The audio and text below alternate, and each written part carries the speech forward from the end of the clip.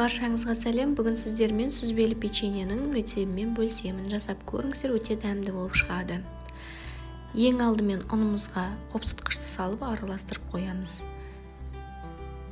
Одан кейін жұмыртқамызды, қантымызды салып, екеуін бір-біріне араластырып аламыз. Керек заттардың барлығын описание бөліміне қалдырамын мөлшерімен.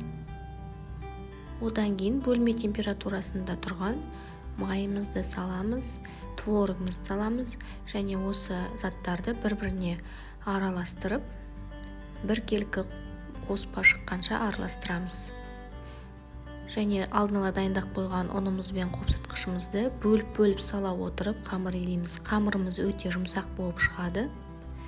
Сонымен қатар ол қолға жабыспайтын жұмсақ қамыр шығады. Бізде міне видеода көрсетілгендей. Мен қамырды екіге бөліп жайдым. Маған солай ыңғайлы. Бірден бәрін жайып жасай берсеңіздер де болады. Шамалап астына ұн сеуіп жібереміз де оқтаудың көмегімен жайып аламыз.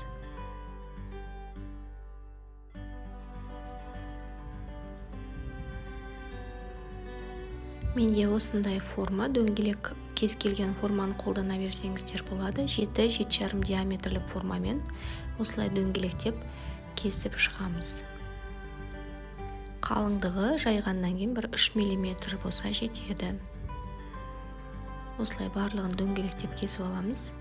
Одан кейін осы дөңгелектің үшеуін алып, бірін үстіне, бірін видеода көрсетілгендей жалғап ораймыз. Орап аламыз және оны пышақпен екі ортасынан бөлеміз. Және осылай әдемілеп ашып жіберсеңіздер болады. Оның бетіне жұмыртқа еш нәрсе жақпаймыз. Осы күйінде пергаментный бумага төсеп, 180 градуста қызып тұрған пеште 20-25 минут аралығында қызарғанша пісіріп аламыз.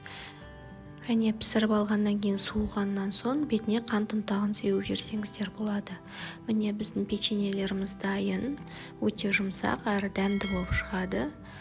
Егер видео ұнаған болса лайк басып каналға тіркелуді ұмытпаңыздар. Рахмет, сіздерге ас болсын.